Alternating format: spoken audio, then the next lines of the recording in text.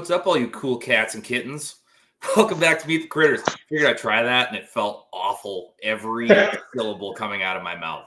Every syllable of that phrase was just torture. What is going on, everybody? I'm Kyle. And I'm Joe. And welcome back. And I was not expecting that entrance. I know. I was not forewarned. That's exactly why I did it. I was like, well, we're going to run it. We're going to see what happens. We're back. We're rejuvenated. We're on a different night. We're definitely going to have a lesser crowd because we're definitely competing with like Toolman Tim and the other folks that do Sundays. But we didn't want to miss a week. So, and the only reason we missed a week is because me and Joe finally got a day off. Yeah. And it was a rare day off on the same day, nonetheless. It just worked out. Glorious. It was amazing. It was so nice. Yeah, so nice to just be off. And again, the joke of it is I still put 2 pigs in the cooler on my day off. But my in-laws had the kids. My wife was working. So I was just left to my own devices here at the house, which was a risky maneuver for my wife in the first place. But no, it was a well-needed day off for me. I calculated my hours last week just from Monday to Friday. I was 70-something hours, I think. Yeah. And that's not including the weekend stuff. So I haven't even been keeping track of my hours, but I was curious last week. And that was with my full-time guy starting. Yeah. So you got to get going. Yep. Yeah. So I don't even want to know how many actual hours I've been putting in over here, but it was nice to just say taking that day for myself. And we went out to Erie, PA, stayed in a hotel overnight. And then we took the kids to the zoo, and then we went to the little beach up there. Weather was kind of rough for like swimming wise. I mean, I posted that TikTok and threw the short video that I made in Telegram. And plus there's gators in there. Yes. Yeah. Gage was all hyped up. He's like, yeah. He's like, is there really an alligator? I said, that's what people say. There's an alligator turned loose in there. And he goes, well, if I see it, I'm going to wrestle it. I said, me too, buddy. Me too. Gator boys all the way. That show used to get me so hyped up. I'm like, I need to go down south and wrestle an alligator now. I just hope he doesn't say that when he finally meets Leah. That's all I'm hoping. Or finally sees the next picture of Leah. Because I hate to break it to him. She will wreck him. And maybe they'll enjoy it, and then we're screwed for life. Yeah, then we're really screwed. I do have to point out, Pip over here with the self-deprecation. A boring fan? Yeah, I'm here. Pip, you are far from boring. You are the only parts hobbit that I know. All right? So you're not boring at all. But yeah, no, it was, and I mean, again, I had less than 24 hours. I dropped my youngest off with my in-laws at 10, got back, started picking up around here because I had buddies coming up. We were originally supposed to be camping this weekend. Like we try to do a camping trip every year in the White Mountains. And we were looking at the weather at the beginning of the week. And it's like, it looks like pouring rain all week. I'm like, I'm not busting my ass doing 4 pigs this week just to go and camp in the rain. So the 2 pigs that were going in, they were all buying anyway. Like they were splitting and doing stuff like that. So I was like, let's just have a good old fashioned slaughter day. We haven't done one of those in a while. Like at least since I was doing poultry, like that was the last time we all like hung out to do something like that. So put their pigs in the cooler, and then some of them are ex-military. So, and I have I think they ranged it out. It's like a 350-foot like range, essentially. It's the field, but we have a berm in the back. So I come up when everyone they come up when everyone needs to get everything sighted in. So they went out, got the firing range all set up. I finished up the pigs, and then just had a good old range day. And hung out and watched a podcast by myself without risk of waking a child. And it was glorious. Nice. I did pop in here. I did show you beforehand. If anyone was wondering what this day might have looked like, that is a picture on my tractor, covered in blood, with a bucket full of guts, smoking a cigarette with a 410 that I then fired at 100 yards at the target and took the top of the 2x4 that was holding all the targets up off of it. So, and before anyone freaks out, yes, I did say cigarette. Yes, I have become to my vices, and it's a thing. That's why it's an addiction. It keeps coming back. You had a good run at it for a while. I had a good run. I made it like 6 months, but even still, I was cheating in between it. But I hadn't bought a pack in 6-7 months, and then I did. Then guess what? It happened again. And then you bought another one and another one. Weird. I also realized the New head earpiece. Yep, you'll get it. You got it. I just realized the second I sat down. Now I'm back. I got the kids back for the rest of the weekend. My wife's working tomorrow too. And I filled up my mason jar with my sweet tea and stuff like that to get on the show. And I forgot I'd left it on the table while they were eating, empty. And I'm looking at it and I'm like, oh yeah, that's absolutely mac and cheese smeared into the inside of that. Am I going to change it? No. No. That's just the price of being a dad.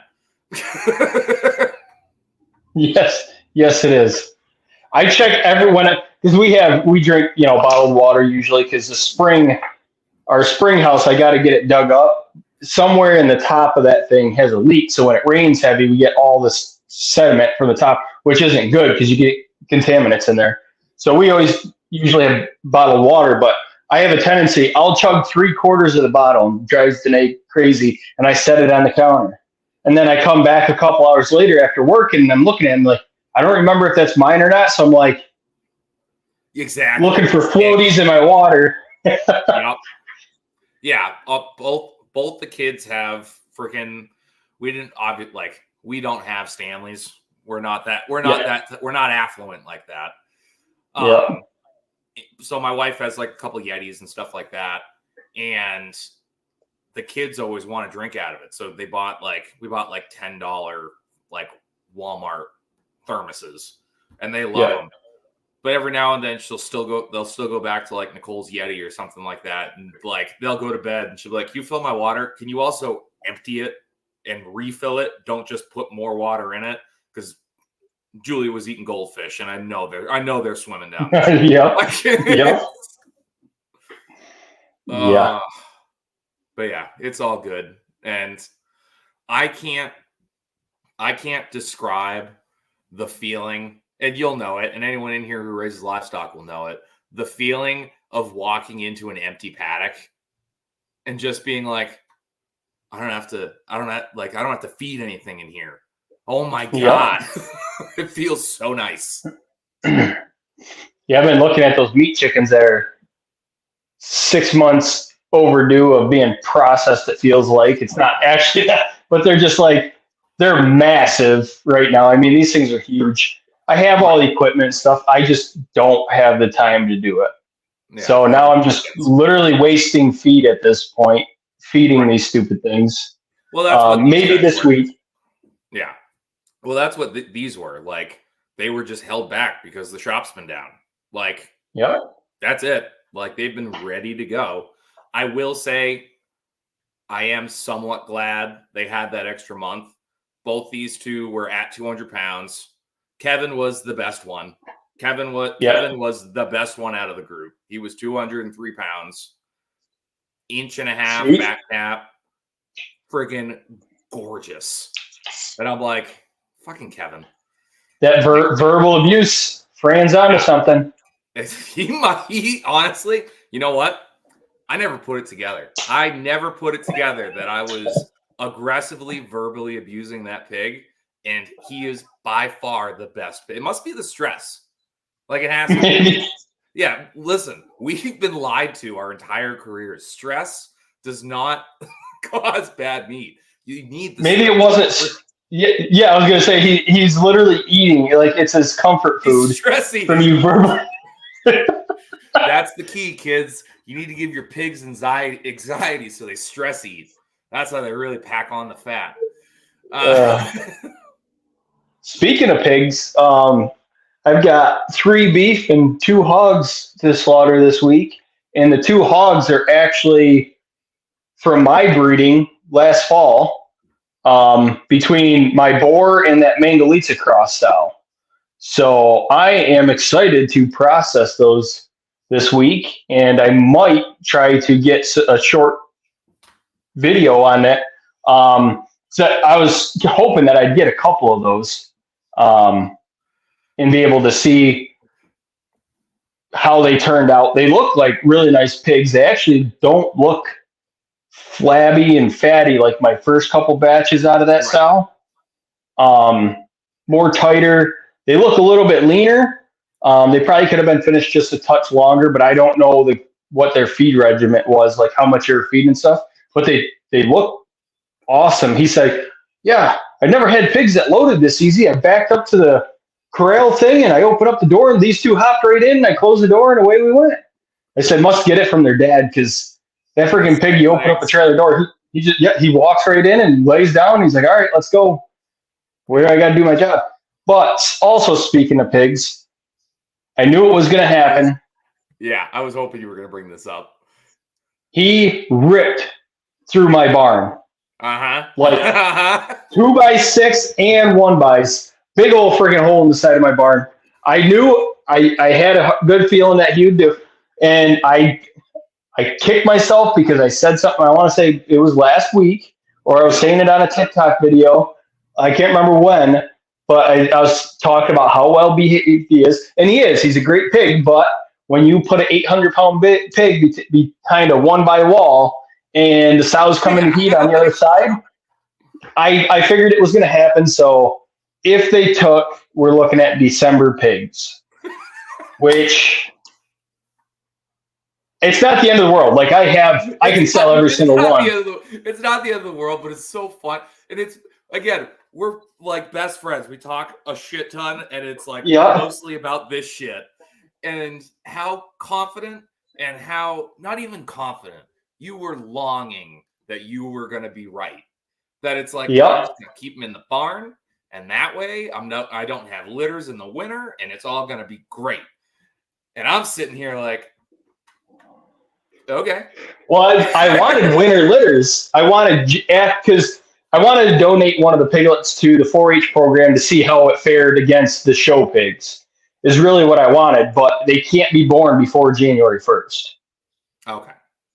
Here for our 2-3 fairs, they want January 1st to January 30th piglets. Yeah, you're absolutely right. He completely jinxed himself. Yep. But yeah, he also we'll see. He also got a little plumper. While he was away. He may not have got the job done. I mean, maybe I might get lucky, and he has to chase him around for a couple weeks and lose a few pounds to actually hit the target. So his flab was in the way. maybe, but that's what happened to me last year. Is he was in with him, but he was just young enough that he didn't catch him on that first try.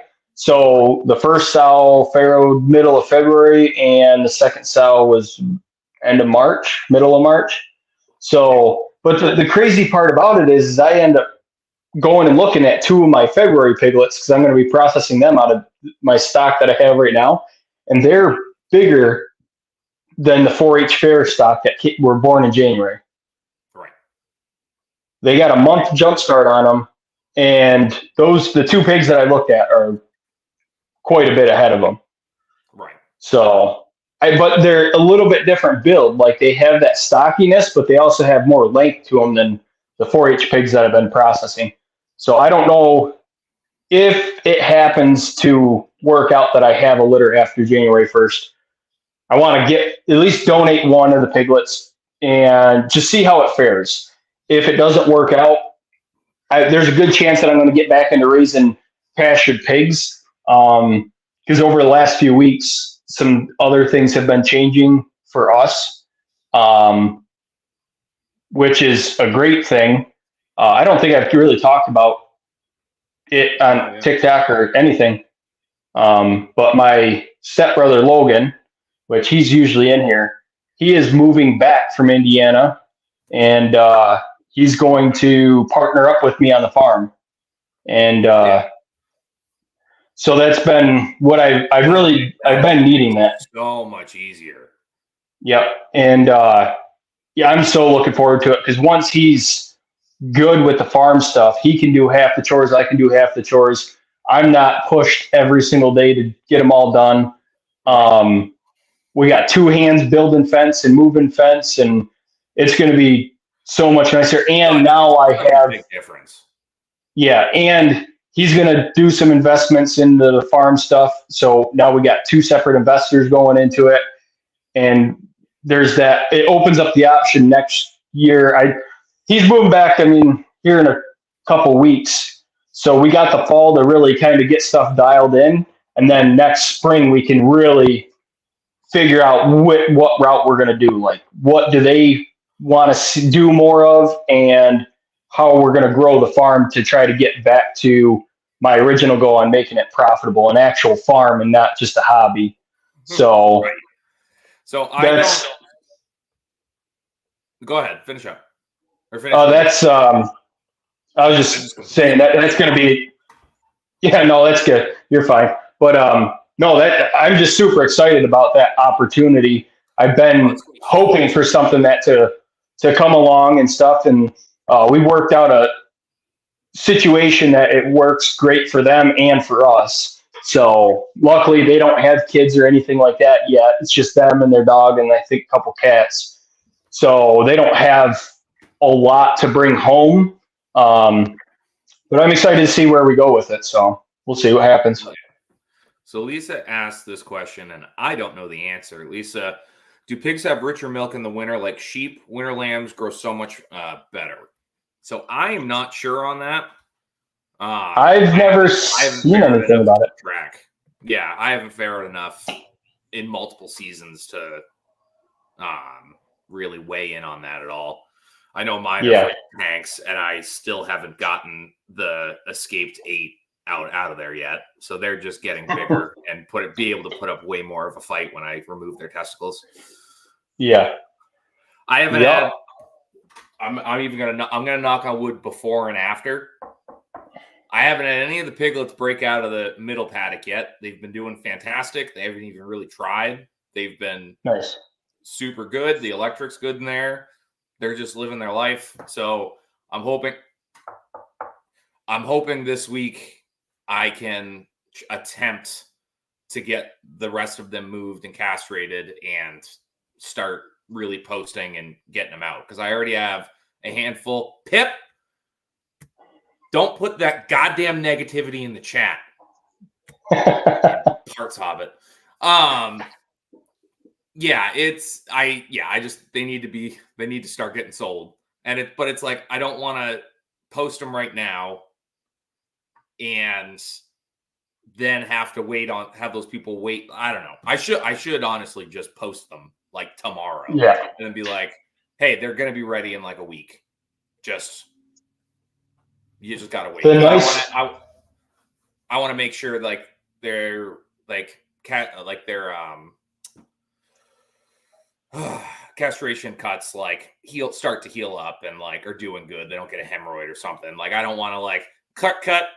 Here you go. Like, yeah, it's again tough.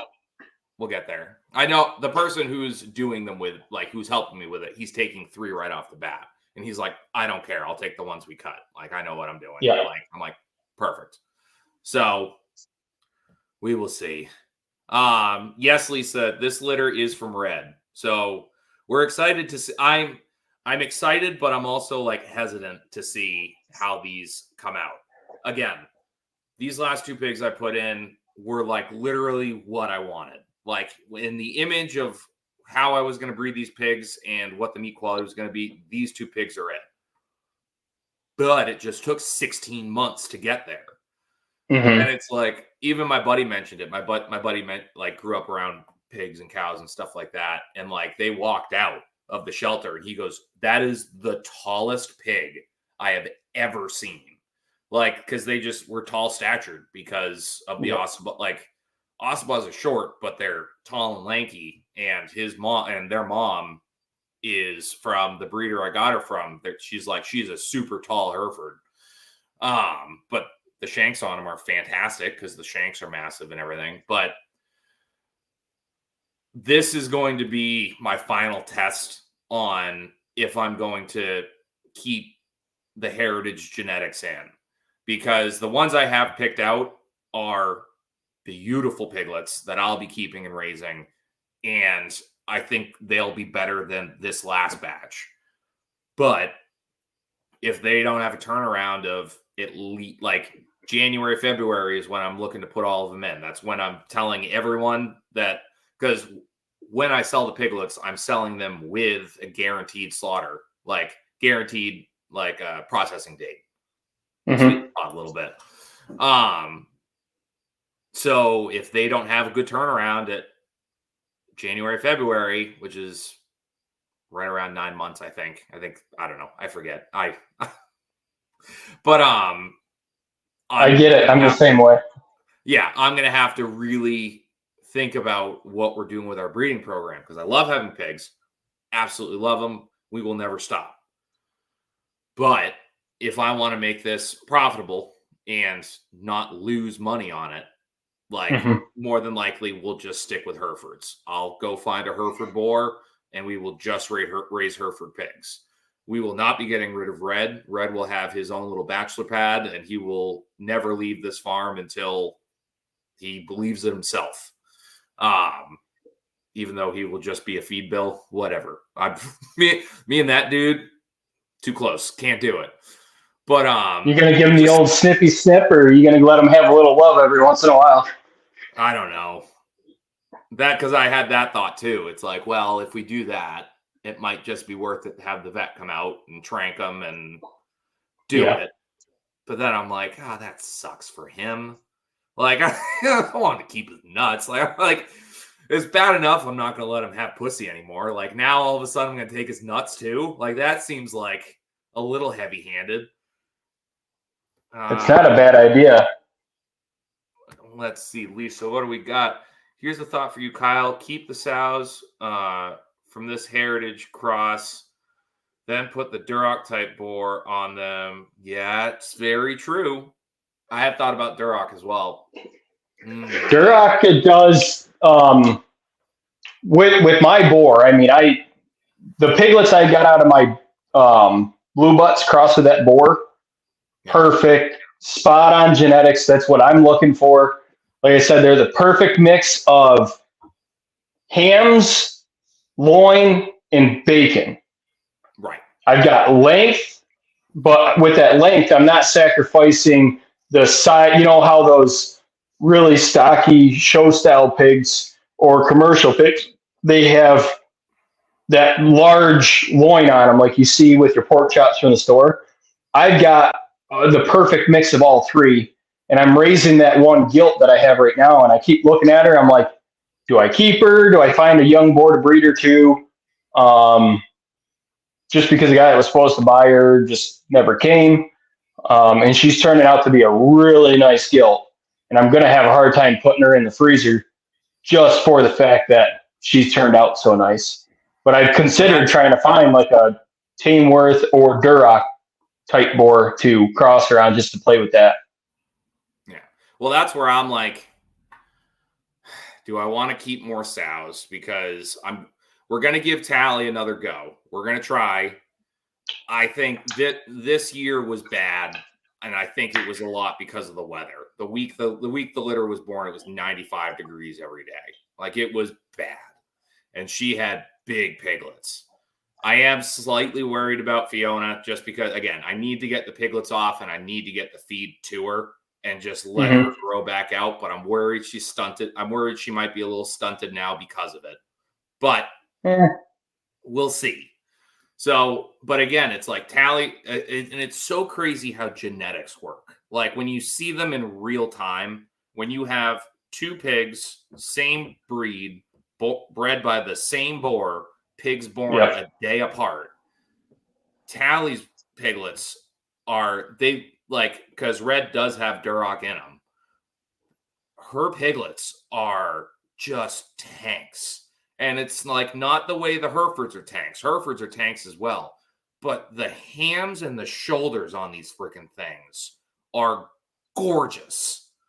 And I'm like, okay.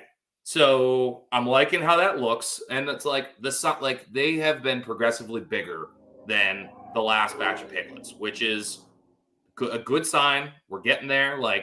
So again, we're just playing it by ear at this point. Yeah. We're going to see. But yes, so hopefully this week, the rest of the piglets will get castrated and moved. And by the end of this month, I am hoping to be down to 8 pigs. That's it.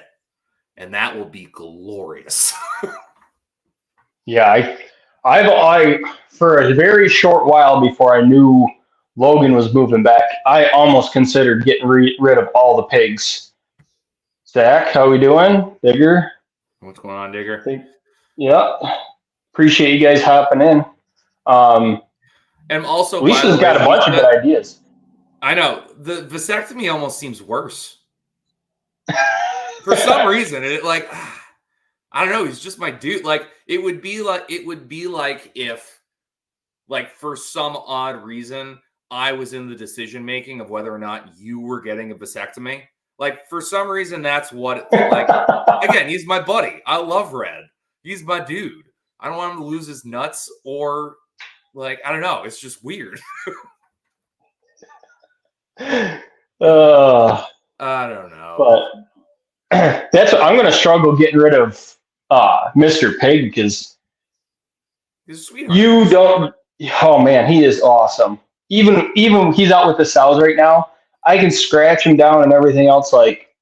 He's just chill. I mean, you don't find breeding boars that are always like that. They can get pushy, they can get aggressive, and just the quality of the piglets that he's throwing so far from the litters that I've seen, and everybody that my friend Dan that we got Rocky the bull from, he borrowed him. He bought my Mangalitsa sow and my old spot sow, and he said those piglets turned out to be some of the best piglets he's seen so far. So it's not just then you find one. And it's you're it.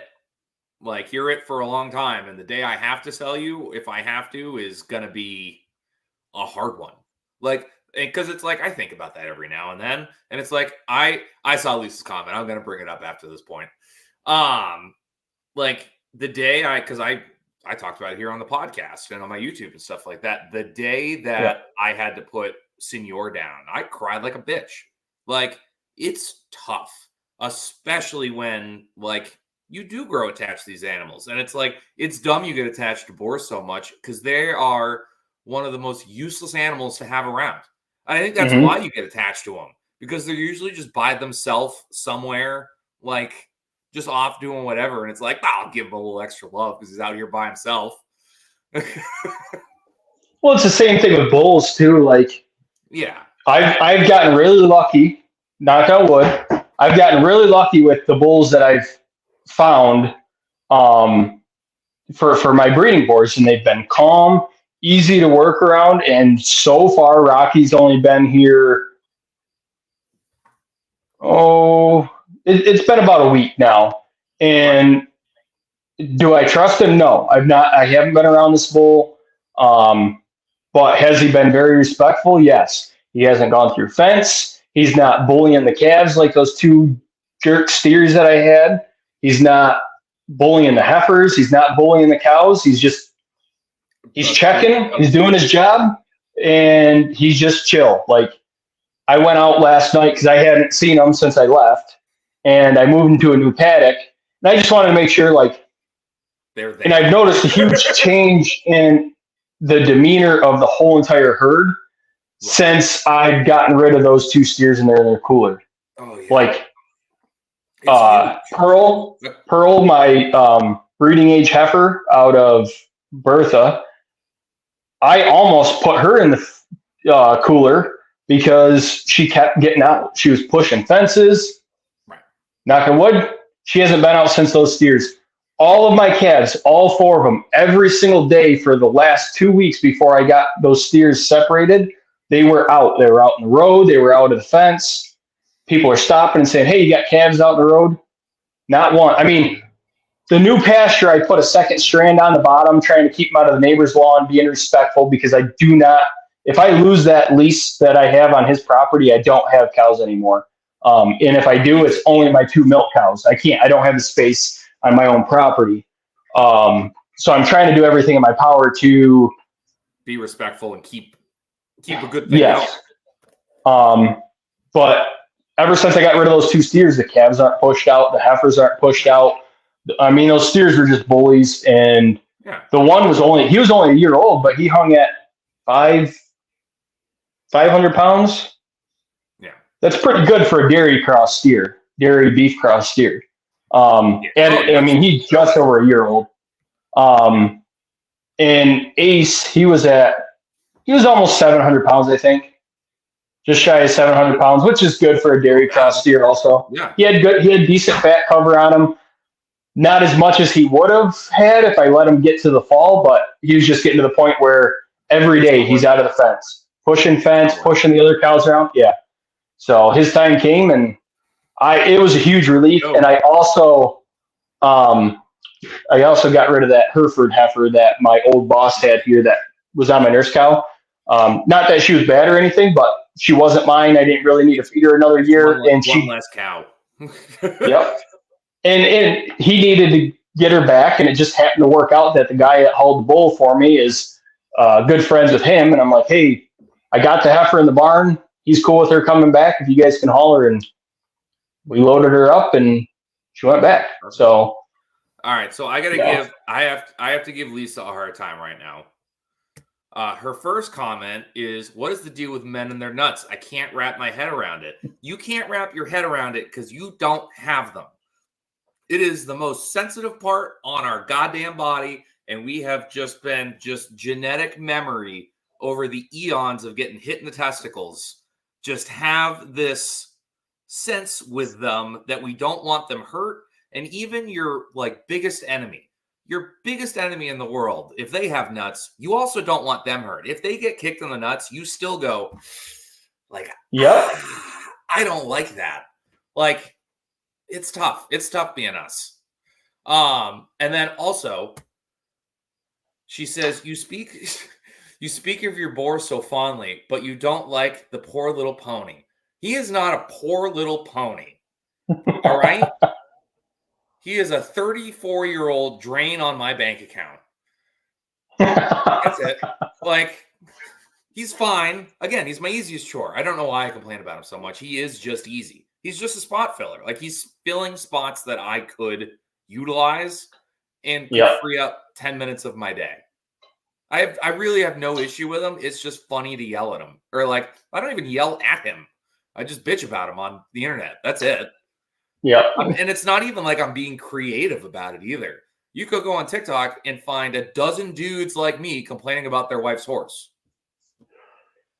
There's one in the chat right now, probably. That could come up with a couple complaints. I don't know. He's pretty supportive. Yeah, no, he is. He's well, I can't say that word on here because we'll get nicked for something. I don't know. It's not worth it. Hey, that's me. That is you, Trioaks. Yeah. But now the nice thing is, again, I had a moment today. I filmed a TikTok in there today that's apparently it's picking up pace. But I went to climb over the hard panel, and I stepped on the milk crate, and I'm like, why am I doing this? There's nothing in here.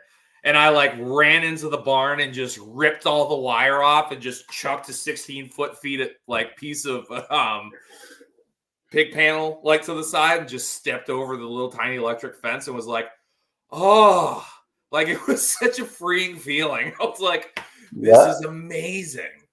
But no, so now the other fun begins of having to go in. I got to pull all that out, redo all the electric, I want to get the tractor in there and like kind of not level everything out, but like there are a couple spots where it's pretty rutted up, and we're going to move the fence back substantially. Like we're going to close it up a little bit more, and that's going to be super hard panel. Like I'm reusing the 16-foot pieces that I bought, and then it's going to be on all telephone pole posts with 2x6s up and down, like above and below.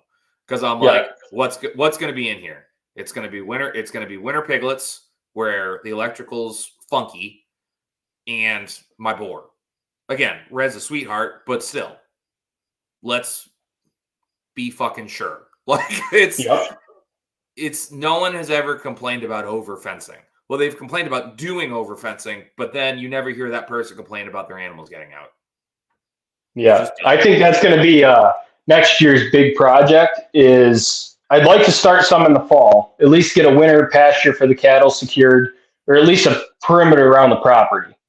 But we're really going to start cracking down on getting. Now we've been here this is going to be our 4th grazing season coming up next year. We know where the water holes are. We know where the all the wet spots are. We know where we can cut brush out of to get a nice straight fence. We know we've got plans in place. Like I've got a bunch of projects for next year. As long as we don't add on to the butcher shop again. Are you putting a spa on next? Maybe a grocery store? I'm not going to ruin the surprise. But here's the surprise. Joe's still not sleeping. Yes. We'll see. We're going to see how it goes after we get the USDA label and get our customer base down, see what we can handle on a weekly basis. Because we've got I've got an easier week this week, but from here on out, I was just looking at the spreadsheet that was made for us, and we're like 80 to 140 man hours a week just on the animal processing from September until the deer season opener in November. And that's just man hours on processing animals. That's not including cleanup. That's not including my time dealing with customers. That's not, fixing stuff when it goes down. That's not taking deliveries and taking in animals on the weekends. So, we really got to get things tuned in and figure out what we can do with the crew we have, because we have some pretty hefty goals to hit, and we got to figure out what we got to do to make that happen. Because I'm super goal oriented. Like I set goals for myself, and I crack down until it's met. Just like I've always done that. I told myself I wanted to buy a new piece of property with more acreage and an actual house by the time I was 30. And we signed the papers on this house a month before I turned 30. Right. Was it painful? Yes. But I hit those goals, when you're a super motivated person, you're always set new goals for yourself. You're never, it's a curse and a blessing. You're always pushing yourself to do better and gain and, grow. But at the same time, you never give yourself that little bit of time to rest. And I am horrible about that. Right. Because as soon as I hit that goal, I know I'm going to be on to the next goal like 2 days after, because it's just how I work. And I can't, now I've got the. It's such a healthy way of doing it though. Like, man, I have this goal set. I am where I am today out of pure spite. I had so many people when I was starting going, you're not going to do shit. Like, nah, this probably isn't the job for you. You're an alcoholic. Like, it was pure spite. All of it. And like, now we're here. Yeah. As well as ADD and ADHD. That was also a very contributing factor to where I am today. But Yep. yeah, no, but again, like goals, you're absolutely right. I'm very goal oriented where it's like, no, we're gonna do this. We're gonna make this work. It's just not gonna be right now. Yeah. It's gonna be at some point, Yeah. but And we got, the only reason that this has come about to where is the sole fact that we have the right business partner. right. Financially, Honestly, like if we were I'm speaking building out it Jeremiah as real we, quick. I have way too many pigs. Don't try to do that to me in here. Don't do it. I have enough. I know you're not going to get me on that one. Go ahead. Sorry. no, you're good. But like, if we were to start out in our own little shop like you did, right. we wouldn't, I probably would have paced myself a lot more because I've sacrificed a lot of time with my family doing this project and, trying to keep things running and stuff. And it will pay out eventually, but it does get tiring also. But if you're going to run a successful business, any kind of business, I mean, Gotta work. to even doing the video content, like, yeah, I've been slacking on that, but I don't see any revenue from TikTok or YouTube or any of that stuff. So that is becoming my hobby more. So like I enjoy doing it and I enjoy doing content that's going to teach people stuff, but it's not my main priority at the moment. Eventually, if I start getting a paycheck from it, this kind of even itself out where I can do that. Like, we totally bailed on Tyler on doing the survival animals. I was thinking about that today. He did one. I know he did. He did one. So I watched that today, and I was going to reach out and I was going to piggyback off of it because with all the craziness we've had happen this week, I've been talking about in Telegram in Western New York. I've been thinking about it a lot, and then I happened to finally get back on YouTube this last few days. Got a video uploaded yesterday, and I happened to see that Tyler did that, so I watched it. And but I was just gonna, when I do my video, I'll promote his video like we always do, regardless. Yeah, and have them go watch. I haven't watched it yet. I will watch it, and I'll give him a text too. So that actually does segue perfectly into just content and whether you're not going to make money and me being spiteful. That was me. Like my other little day off is like the past couple of days, I really didn't post much. Today, I kind of got back on the bandwagon a little bit, but I was just like, again, just burnt out. I'm like, I'm putting effort into all this with no return. So it's like I'm gonna try revamping some stuff, and it's like I'm more than likely gonna get back into the creator program, but play it different. Before, every video I posted was a minute long and fit into the things that you have to do to make money in the program. And it's like, no, that's not like, yes, would it be awesome if every video like did the numbers or whatever? Yeah, absolutely. But it's going to be that one or that random one that you didn't think was going to do it. And it's like, sure, would it suck if a video that I made that's 30 seconds long does 2 million views and I don't make a cent off it? Sure. But guess what that did? That pulled in that many more viewers for the next one that are then going to see that 1.5 minute video that does 1 million or whatever. And then all of a sudden I'm making money off that. So I'm going to try and play it different. And then again, I know I've just been horse feeding you guys on here, just talking about putting YouTube videos up again, but I am going to try to do more of it. It's just, it's exhausting, and it's like to find the time to do it. But now that we're back in the shop, we're going to do more stuff like that. I'm doing more TikTok lives again. Like I did a TikTok live cutting up pigs the other day, and so many people came in. They're like, where have you been? Like, what? It's awesome. You're back. Cool. Awesome. And it's like, oh yeah, I miss doing this. But it's also thinking about just how the algorithm works and the apps themselves. And it's like, yeah, of course my viewer base has gone down. I used to do 4 lives a week, bringing in a ton of people. My content was always out. I was live for 10 hours a week sometimes.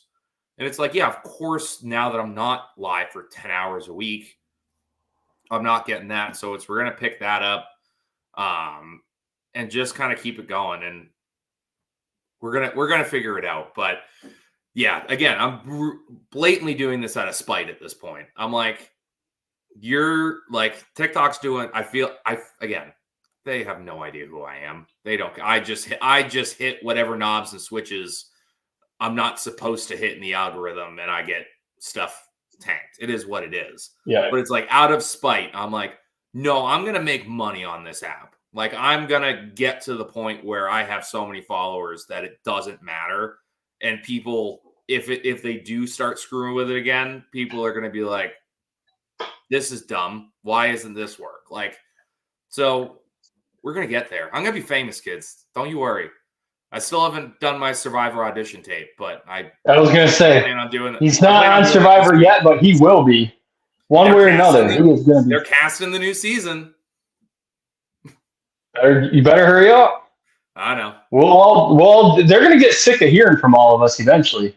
They're going to be like, literally after season, they keep seeing your name pop up, and then they have like a whole group of people saying, you need to get this guy on there. They're going to be like, all right, we're fucking putting this guy on here.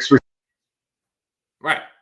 So. Hey, listen, depending on where the election goes too, it might be a more hillbilly positive, hillbilly positive going into the casting. So who knows?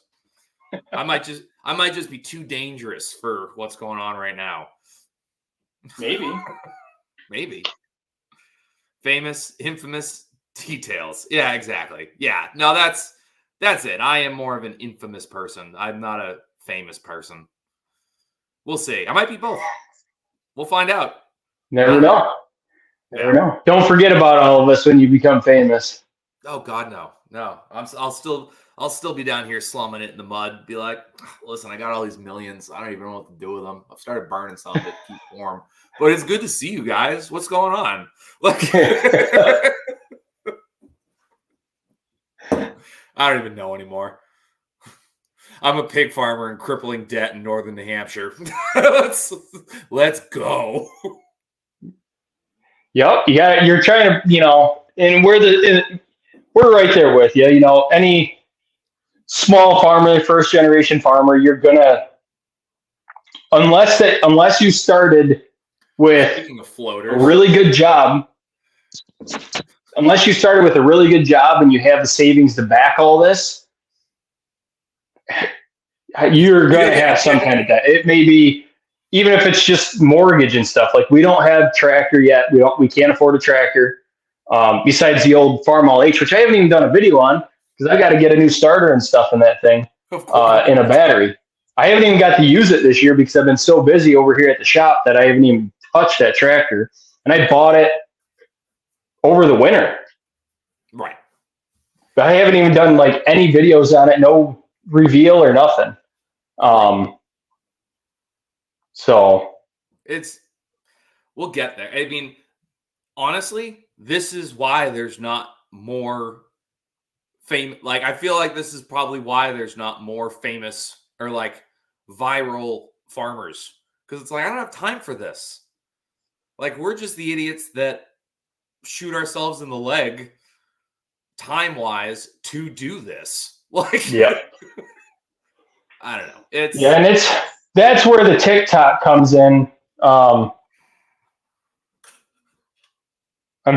messing with this other earbud and somehow I'm turning the volume up and down. And I don't understand how. You're just making our point. That's all you do. You just literally stop in the middle of a conversation of why farmers don't do content and went, this is it. Yeah, this is it. This is what you guys got. How the hell does this fucking thing work? I don't get it. You just see me rip it out of my ear and throw it against the wall. Back in my day. But no, like the TikTok is very convenient for that because you could jump on, do a short couple minute video, slap it up, and away you go. You're not, YouTube videos. It takes takes time. You got, half hour to an hour in a decent video, just filming.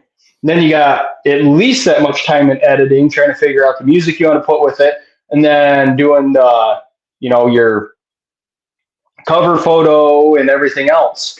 And then you have to upload it and all that. So I did get another YouTube video done while we were on vacation, while Danae and the kids were out swimming in the pool. And I've got that other one I'm going to film sometime this week. It's kind of a short week. It's going to be nice, easy going. Hope, fingers crossed, it's easy going, relaxing. Although I got 2 Highland bulls out in the barn right now, and the one's a little testy. He tried getting me through the gate a couple times already. So he may be the first one in the gates tomorrow morning. Oh yeah, no, we used to call those volunteers. Mm-hmm. Like, who's volunteered? That one? Got it. Yeah. I'm interested to see how the chute stuff works, because we haven't got the small gates put in yet. So they can back up on me, which is a little sketchy. And those Highlands are something else. They won't even back up on you. They'll do like a Matrix, like John Woo backflip.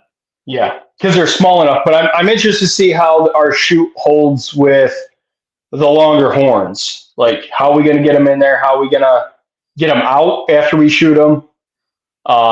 Because this is going to be like a test run for future extra expenses, or do we not accept them once we go USDA? Well, that's what's really hard about Highland, because we got to the point where the skulls I have right now, we were one of the slaughterhouse that I used to work at. They're still accepting Highlands, and for a while there, that customer was going to go, because she was driving all the way up from Cape Cod to bring them to central New Hampshire to get them processed, because there wasn't a slaughterhouse around that would take them. And then they built one in Massachusetts, and it's like, oh, this is going to be great. She dropped 4 off. First one in, they realized their gate system couldn't allow them in because of the horns. And they're like, oh, you got to come back and pick these up.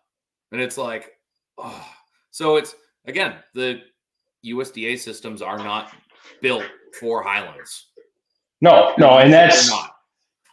That's what I'm going to see. They're not built for them physically, and the majority of the people working in most USDA facilities, and I don't want to say that. Like, I don't want this to come off bad, but depending on the USDA facility, 1, they're not built for it physically, and 2, if they got a lot of people rolling in and out of there that just know how to work a knife, experience. You just know how to, if you're not experienced to deal with Highlands or Longhorns or anything with big horns like that have a temper, like that, you're risking your employees taking those animals in sometimes. And it's like, I know there are people that are going to listen to this, and it's like, I brush my Highlands hair, and it's like, good for you. Have you ever tried to put it in a box and put a bullet in its head? I doubt it. Yeah. Like, that's a different animal. Yep. And that's the nice thing. Like, don't get me wrong, I don't enjoy processing animals with the horns. I don't like it. It's an extra, like you said, it's an extra risk. And luckily I have an employee now. So my big thing was, when I was on my own, if I got majorly injured and I couldn't make it, we don't have good cell service here. If for some reason I was out of cell service, like that barn blocks the phone signal now with steel on it, I'm done. Like, if there's nobody here and they don't show up for a couple hours, it could be a bad situation really fast. So at least I get a test run with these to see if it's going to be worth the hassle or not. Right now, if they don't go down the chute, they get dropped where they're at, and I go in there with the skid steer and I take them inside. It's not a major deal right now because you're custom still, but yeah, that was USDA. Guess what? That customer's got to come pick those up. Yeah, and then you just lost a customer because you you failed on your end knowing what your capabilities were in your facility beforehand. And it's like, again, all that comes to experience. And it kind of bounces back to the conversation we had, like, about the boars and about the bulls and stuff like that, where it's like, again, ours are adorable and super sweet and stuff like that. You better believe I'm still side-eyeing every second I'm in that room. Like, in videos of us, you may see us just nonchalantly walking around the pen with our massive breeding stock and be like, wow, that's confident. And it's like, it's not confident. My head is on a goddamn swivel the entire time I'm in here. Yep. And that's just from years of working with these animals. And then it's even heightened by the fact that it's like, no, the majority of the time of me working with these animals is me trying to unalive these animals. So they're on a whole nother plane of existence. Yeah. That's where my baseline is half the time. It's somewhere in the middle of like normal every day, and you're trying to drop them. So it's when you're walking around with that baseline, your head's on a swivel all the time. Yeah. Well, even last week, I ran my 2 steers down here into the holding barn. These steers have maybe been locked up a week out of their whole entire lives. They've been in pasture, out on pasture their whole entire lives. Even though they know me, getting them in that squeeze chute was a chore by myself. The smaller one, he kept turning around. He took me out 2 or 3 times. And luckily, the guy that I hired, he came in and I was like, look, I know you've never been around it. I just need you to run this gate. When I get him pushed in here, shut the damn gate behind him. Like, that's all I need you to do because he keeps backing up. Running a squeeze chute in general by yourself is, I mean, one, a risky maneuver and borderline impossible unless you've got those really super fancy ones. Like, there's too many moving parts when it comes to that. And again, you're just pissing them off. Like, I got the first steer, the bigger steer. I got him in by myself. It was tricky, but I got him up in there, and I was able to reach through the door and get the slide door shut behind him. But the second one, there was no way I wasn't going to be able to do it. Like, if I was here by myself, he probably would have been put down out in the pens because I was getting pretty fed up with him backing up over top of me. So yeah. Well, that goes to that question. Jeremiah says, Joe, what caliber do you use for your shot? My main caliber is a 22 mag. And my backup is my 45 long. I don't use a pistol just because I don't have one.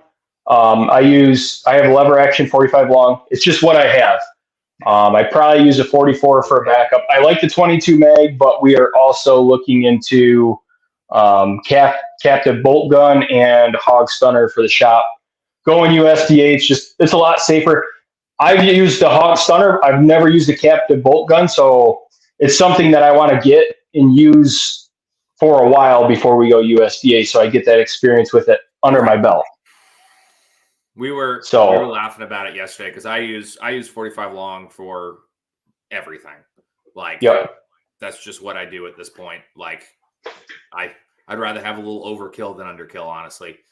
And I keep all my casings because I'm weird like that. So just above the cooler is just a line of casings from 45 long Colt 410s and stuff like that. My buddy pointed out, we were standing there looking at it, and he goes, you know what's funny is you can see the progression of how you got better. And I go, what do you mean? And he goes, well, before it was a lot of 410s. Then it was like 45s, then 410, and then a ton of 45, and then random 410s mixed in there. I'm like, yeah. He goes, well, yeah, no, you walked into the situation knowing it was going to be a problem and just said, no, we're going with the 410 right off the bat. I was like, you're not wrong. You're absolutely not wrong. Yep. Yeah, I'm not sure exactly what. I haven't done a ton of research on the captive bolt guns or anything like that. I don't know what we're going to go with, but I've never used them personally. I've been around them while they've been used. I mean, with the pigs, we would stun them. We'd stun them in Yeah. the brain, the heart, and then they'd still captive bolt. Just Really? yeah. Hmm. Yeah, I think they had an incident one time. That would make sense. And Yeah, we only ever did electric stun. Another incident. They also had another incident one time, and all breeder sows from then on were taken with the rifle. Can you imagine trying to stun a breeder sow and get her up in the air and she comes back on you? These pigs came in, like, again, we got all these breeding stock in, and we'd have to quarter them, and we'd still be rolling them out of the cooler, and it was like, what do you expect us to do with it? Like, what? And I guess one time they stunned one, and it did not work, and it was like, oh God, now this is a problem. I don't think it came at him, but I don't think it was good. Like, and then again, at that point, you're not holding a 700-pound sow in a squeeze gate like that. Like, you're not, because like how we did it is we had the knock box, and then we put the steel plate up and just put a gate with a horse pad on it, or like a horse stall mat on it, and then run them into the chute, close the gate, and then just squeeze. And then they'd stun and do everything, which, again, I think I said it on here before, my boss's favorite prank, because whenever I worked the slaughter floor, I was the biggest dude there. So my job was to hold the gate closed while they shocked the pigs. And before they shock them, like if anyone's ever seen the Green Mile, they would take, we just had a weed sprayer filled with salty water, spray them down on the head, spray them down on the heart, zap, zap. My boss, every time I was in there, and it would, the days he didn't do it screwed me up the most because I was on edge all day. I would be sitting there, and it would usually be the biggest pig of the day. I'd be pushing with all my might on this gate, and he'd just come up and just spray me in the back of the neck with the weed sprayer full of salt water. And it would just scare the shit out of me because I'm just like, I'm heightened because I'm holding back this 300-pound pig, like waiting for him to electrocute it. And then just, oh God. Like, yeah, the days he wouldn't do it would screw me up even more because it was like, shit, I was on edge all day and it didn't happen. Yeah. Yeah, we did something similar at the shop I was at. Like they had their squeeze chute had the headlock, you tripped it with your hand, and then it had a hydraulic catch, and you had two doors that opened up. It's like what a dude is eating at Jurassic Park. Pretty much. Pretty similar. It's a pretty close when a pig comes back alive when you're trying to stun it. I'd rather deal with the T-Rex, I feel like. Because at least it's over. Yes. Like you're gonna get exactly. But so that the metal doors, one person would hold the door shut, one got in with the pigs to stun them and roll them. Because they had the stunners that look like a pair of pretty much grabbers. You clip it down and you hit the button at the same time. It's an older style. We had one that was like it was like a pole. It was a wand came up with a Y, and it looked like it had cowboy spurs on it. Yep. No. That's the one I was looking at the other day. I'm not sure what I'm going to go with. I don't care as long as it stuns them. That's all I care about. But the nice thing about that Aeroquip squeeze chute. Oh yeah. Well, I was going to say, hey Joe, I'd be shocked if it didn't work. I would be shocked if it didn't work. Literally, it's probably hitting me. Right. But there's something else. That thing worked awesome last week. I need a faster hoist. Right. I need a faster. That thing is so slow. It was like a rodeo trying to keep the cable on the pig's leg while it's like. You ever see that? Yeah, pretty much. What was that? You ever see that meme where the cop is talking about safe, like if someone's choking you in the back of your car and you flip your seat down, you put your fingers in the thing? Right. Have you ever seen that one? No, I haven't. So I've seen it a million times. So this cop is trying to teach you how to Like you got your seatbelt on, someone hops in the back of your car and they start strangling you with your seatbelt. Right. You put your 2 fingers in to kind of give yourself a little bit of air gap, and then you release the lever and you, and then the guy stitched it, or however you want to say it with his short, and he's on electric, and he's like going back real slow on the electric vehicle seat, and it's like in the arms of the angel, and it's like ripped, and it's got his face. That's how this fucking chain hoist is. I'm not even joking. It's that slow. And you're fighting these freaking pigs with the cable, and they're kicking the shit out of you, and you're trying to keep that thing tight so it's not slipping off your leg. It's interesting. I've got one planned this week. Have you seen the Australian Olympic breakdancers? Which also, side note, why is breakdancing an Olympic sport? I didn't even know it was. That's how little I follow the Olympics. Apparently, the Australian Olympic breakdancers didn't either, because they were real bad. And I'm not gonna pull the whole punchline, but I know you can only assume where I'm going with this.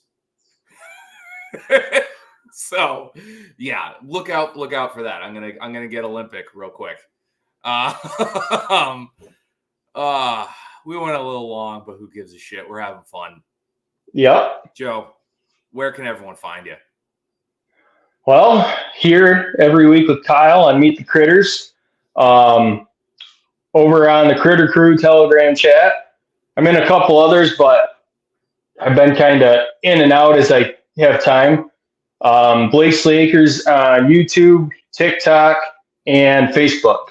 Those are the main ones. And then if anybody needs to contact me, the email should be in all of those. So yeah, that's the easiest way to get in contact with me, like directly. Telegram's another good way, but I don't always get the notifications through Telegram. So sometimes I'm 2-3 days and then it just gets lost in the chaos of the chat. So exactly. And you can find me everywhere at BackwoodsButcher603. That's TikTok, Instagram, and YouTube. We will be getting back. I promise. I'm going to try to this week. I've got a bunch of stuff going in and out of the shop this week, so I have plenty of content to film. And yeah, Critter Crew, all of our links are down in the description of this on both video and audio. So make sure you come check us out over there. And we love you guys. I apologize. I apologize it's a day late, but we're not $1 short. Hey, we did pretty good. We've been fluctuating right around 12 viewers. I mean, that's pretty good. I mean, this has probably been one of the better lives we've had in a while. So yeah, we appreciate all you guys. So maybe next time we'll have a guest. I don't know. I always forget I have a podcast until about Friday. And then I'm like, shit, we don't have anyone to come on the show. All right, we'll figure this out. You'll just have to listen to us bitch about TikTok again. But we love you guys, and we will see you later.